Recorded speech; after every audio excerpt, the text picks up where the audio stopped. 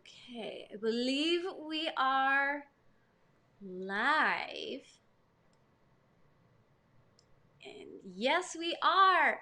Hi, everyone. It's April, and I am here with Shae today because we are talking about book 2. You can't see it. Book 2 in the Abandoned series, Underworld by Meg Cabot. I don't even know how to start this one. Okay, so we're continuing on in Pierce's journey with John. We left off with him taking her to the underworld. There will be spoilers for book 1, so if you haven't read that, I highly Go recommend watch you the read that. previous chat. Right. Otherwise, this is another one of those like nice quick reads that Meg Cabot does so well. I'm gonna kick it off to Shae because I know she's got some thoughts on this. And we might be a little different on this read, which rarely ever happens. So, Like, that's maybe only happened one other time in the, 2.5 years we've been doing this book club? right. And it was just like a trope thing. It was a trope I was good with, but you weren't, if I remember right. Exactly. But in this one, obviously, we start out with Pierce and, oh my gosh, his name just left me. John. We start with them in the underworld, trying to adjust to their new situation down there. And John is afraid of losing Pierce again. And so he's doing everything in his power to make her comfortable there, to make her happy, and to make her want to stay, including misleading her on some things. But we're going to get more on that. But they do end up back in the town for a while because there's things going on with her family that she feels like John needs to help her fix. So we spend a lot more time out of the underworld than in the underworld for a book titled Underworld. Yes. But we are unearthing some of the seedy underbelly of this small town, I guess you could say, throughout the course of this novel. But through it, we see Pierce and John having struggles, which I think is good. Because all of the complaints that Pierce had about the situation were very valid. Mm-hmm. She was misled on a lot of things. John was very forceful in other things, and she called him on his behavior. And I think all of that was really solid and really well done by Meg Cabot, because so often in YA, a lot of that behavior gets kind of swept under the rug. And in considering the time in which this book was written, it was really good that she had Pierce calling him out on that kind of behavior. So I'm going to send it back to you so that you can get your parts my thoughts out. Yeah, and you did bring up a pretty good point that for the time in which this book was written, it does a lot of things well relationship-wise. Because where it holds up all these years later. Yeah. There are points where Pierce definitely calls John out.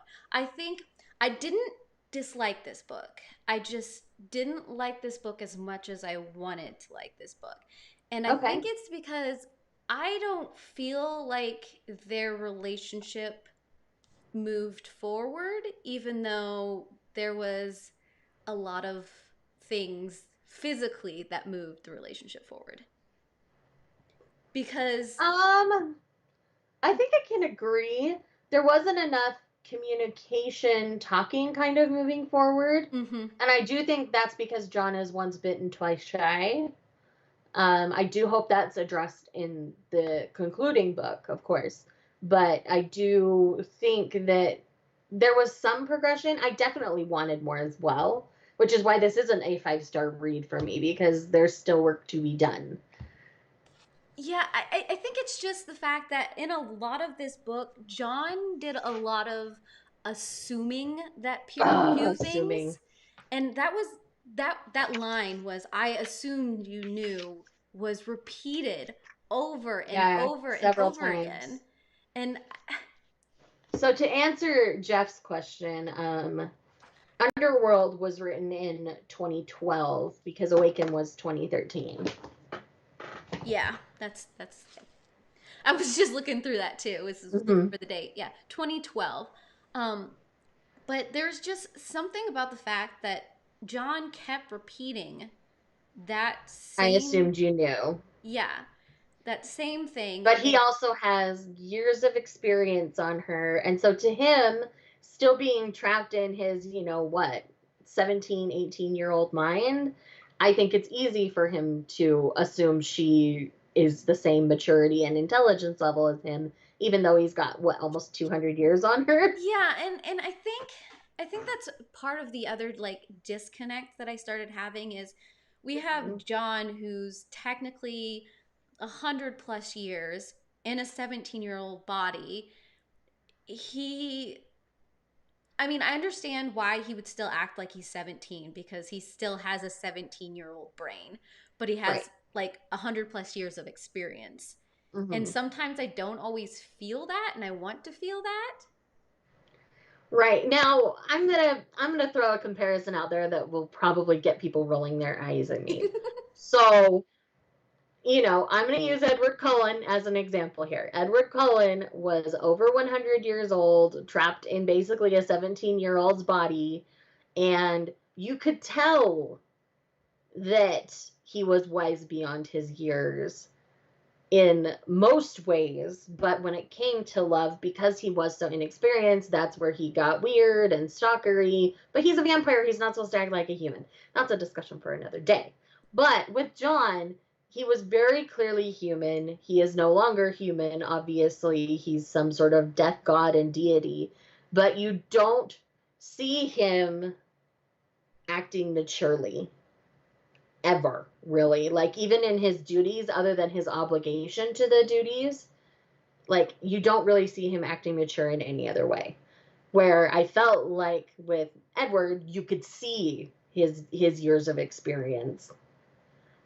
Where, yeah. So John is lacking in that way, where you're not seeing that he's really lived this long. Yeah, and I think that's exactly it. I think you nailed it right on the head.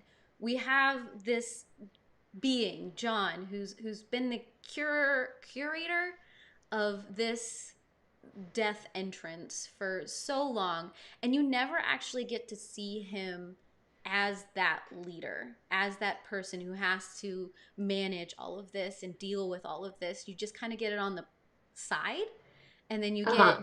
you get his crew, which You is get him basically saying, "Okay, I'm going off to work, Penny," and like he disappears. yeah, we don't get to see all of that. And like I said, I didn't mind this book at all. Like I think I give it like 3 or something like that because it does a lot of backstory. It lets you start to learn a little bit about who John was before all of this went down. And you also Right. And for me, that was very lacking in the first book. And I yep. think that's why I ended up enjoying this book a little bit more, because I'm like, okay, we're filling out both of our characters now. This is what was missing in the first book. I almost wish book 1 and 2 had been one book, Yeah, that would like have made sense. together.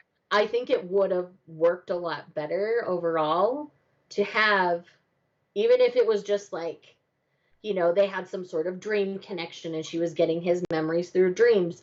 Like, there's a way that they could have gotten all of this information into the first book. Like, there was room, there was space for that. And she chose not to. And I do think that's part of the era of YA 10 years ago. But, we're looking at, you know, we've been comparing it to things we've read recently. So maybe that's a little unfair. Like, for its time, it's fantastic, though. Yeah, no, I agree. We've definitely gotten used to longer reads in YA. Mm-hmm. I mean, because I mean, a lot These of are almost 300 pages, and yeah, that's like it. and we've gotten used to like 600. 400 to 500 Uh-huh. easy, and that's on the shorter end.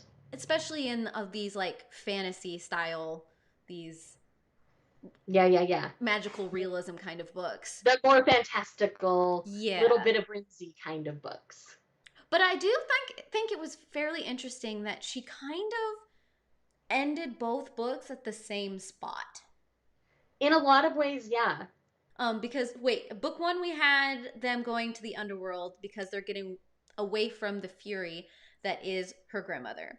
And Mm-hmm. then at the end of this book, we've got definitely more players in the game. I love seeing when we're starting to get the assembly of characters going. but we have all of soldiers assemble. we have all of John's crew, and then Mm-hmm. we have Pierce's cousin and what was her name? Kayla, I Kayla. believe. We have Kayla who are now joining us in the underworld, and I want to see more of Kayla. I don't feel like Kayla got nearly the amount Enough of stage screen time, time, yeah. especially when you start to learn some of her backstory and the things that she's had to deal with growing up and why she is part of this special education program that Pierce is part of. Mm-hmm. But I But mean, yeah, like there's a lot there was a lot to digest in this book, but I do think a lot of this could have been given to us more slowly mm-hmm. from the beginning, and this could have maybe ended up being a duology, like, splitting it kind of when they had to go back up to the upper world maybe, and having their initial trip down to the underworld in book 1, and they're like, "Oh no, we have to go back. Alex is in trouble, we have to go back." And I think that would have been a good break point to then have them go, like, and then to finish off the series in the last half of this book plus whatever we're going to read in Awaken. I do think that would have been a better splitting point overall and just made it a duology. But then again, at that time, duologies weren't really a thing, so maybe that was her initial plan. I don't know. Yeah, I'm just glad duologies is a thing now. yeah. No, that would feel like a natural break point. Because by then we would have met his crew, and like we would have gotten a little bit of his backstory, and I do think that would have made book 1 a little bit easier for me Mm-hmm. to know a little more about him and why he so vehemently wanted to keep her. And then we've got the other half where we're starting off with some action, and then we're getting into settling into for a final climax, and then your final climax. I do think that overall would probably have read better as a series, even if you just called it, Abandon Part 1 and Abandon and Awaken, and you didn't need the Underworld title. Like, that would have worked just as well, in my Mm-hmm. opinion. I would have to agree. You did mention Alex. Yes. Alex was another character I really, really liked in book 1. Uh-huh. And so I love that he got roped into the crew. The way he got roped in made me sad, mm-hmm. because of everything that he's been through in life. The last thing he needed is to be done dirty like that. Like, they did not protect him in a way that I was okay with. But at the same time, like, I do like that we saw more of like Uncle Chris kind of waking up to his situation and things like that in book 2, because I did like that he was part of book 1 as well. So yeah, just overall, I really loved what Alex and Uncle Chris added to the second book, because I don't think the bridge would have been as easy to like connect without their story. Yeah, well, and it's interesting how Alex's story kind of started with John's story, and then it all plays into how all of their parents, what all of their parents were doing at a certain point in And time. the shenanigans their parents Uh-huh. were up It's to. it's it's like this continuous stream of thought and what this island is and what this island is doing. And the people in charge of those things on the island. Yeah, it'll be interesting to see how all of that plays into book 3 Right. and how we tie all of that up. Because my guess is somebody, like, this is me being like Boo Boo the Fool and making a prediction. I think somebody on the Rector side is actually a Fury. And Uh, they've been controlling the whole situation for a very long time. right. I mean, you kind of get those vibes, especially with the way that Things John come is. out in book 2 and the way John reacts Mm-hmm. to the name and stuff. Very much so. Let's see. What else did I notice about this book? I think because we had drugs playing a big role in this book that it didn't Right. necessarily have in the first book. The first book was more of this uncomfortable power dynamic between the older generation and the younger generation. Mm-hmm. I feel like this series hits a lot of topics. It really does. And I do think in some ways it's trying to take on too much because there's so much going on. You have this, long history of this city and the seedy underbelly of this city and the people in charge of this city. It's kind of like a founders thing where the founders are always in charge. And so there's a lot to kind of unpack here. Right. So there's something supernatural going on with this Rector family. Like, that much we know. Do we know what that is? No. But there's got to be something. Whether they're the original, like, Hades and Persephone, because their family seems to be obsessed with the lore that might be tying into it. So I have no idea. But yeah, something's going on with that family, and they are like the crux of everything, and they're going to be part of our final conflict. Agreed. For sure. Very much so. Mm-hmm. I think my last thought of this book, and I know you aren't big into like the whole Buffy verse. Right. But we have Mr. Smith, and he very much feels like a Giles character to me. Okay. Where he's ultimately concerned about Pierce, and he has all this like background knowledge, and he's trying to guide them down like a certain path. Yeah. And but there are times where it feels like he's too concerned about the wrong things. I agree. So it's like he only has partial information. Right. And so the question is, who's feeding him the information? Right. Because it's definitely not his fault because he doesn't know absolutely everything that's going on. Of course. He's only working off of the information he has. I do wonder how his partner is going to play into all of this.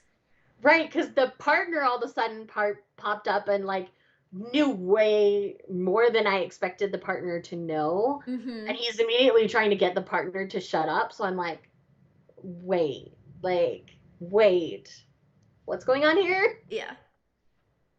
So there are definitely pieces that I want to see come together in this last book, which is what is it? Awaken. You mentioned it before. It's Awaken. It's Awaken. You're more prepared than I am. Mine is like. Well, this is like my buddy read Kyle over here, so that's why. But yeah. So yeah, overall, this was an okay book. There was little things that I wanted more of, and I wanted them to be a little bit cleaner about. But I can definitely see where you're coming from. Right, and I definitely see where you're coming from as well. So I gave it a 4 on Goodreads, but really it's like a 3.5. It did have a little bit of that middle book syndrome, but again, I think that's because at the time trilogies were the thing, not duologies. And I do think this one would have fit better as a duology because you would have gotten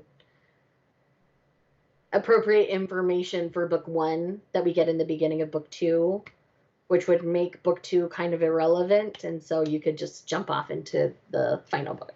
So. Exactly. So in 2 months, we are going to be picking up the last book in this trilogy, Awaken. But next month, do you want to show what we're reading? We are back to Requiem of the Rose King. We will be doing volumes 7, 8, and 9. 7's my favorite cover out of the bunch, so that's the one you're going to see today.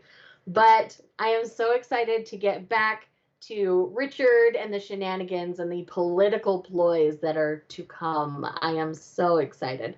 And seriously, is this cover not devastating? Like, I love so that cover, good. Yeah. And like, it's not lighting up great, but there's a really great like texture of the rose pattern in like a yellow underneath her silhouette. It's just so pretty. I just love how they do the covers in this series in general, because I think because they have a character on the cover that's very featured prominently within the volume. Because I think volume 8, it's got almost a grayscale kind of look to it, except for her eyes, and I really like that. And there's a reason for that. But I must be quiet. I must not spoil. And so I must be good. So next month we will be talking about those 3 volumes of Requiem over on Shae's channel. Her information is linked down below so that if you're not subscribed to her, go subscribe to her. What are you doing? What are you doing with your life? Subscribe. That will be, I think, the 25th of July. Yes. And then, of course, we'll be back here the following month to talk about Awakening. Awaken. Otherwise, yeah, this month was short and sweet because it was a book 2, so there wasn't too much to talk about. Yep. It's kind of just a bridge. So I hope we will see all of you guys again for the next book club. And I heart all of your beautiful faces. Bye.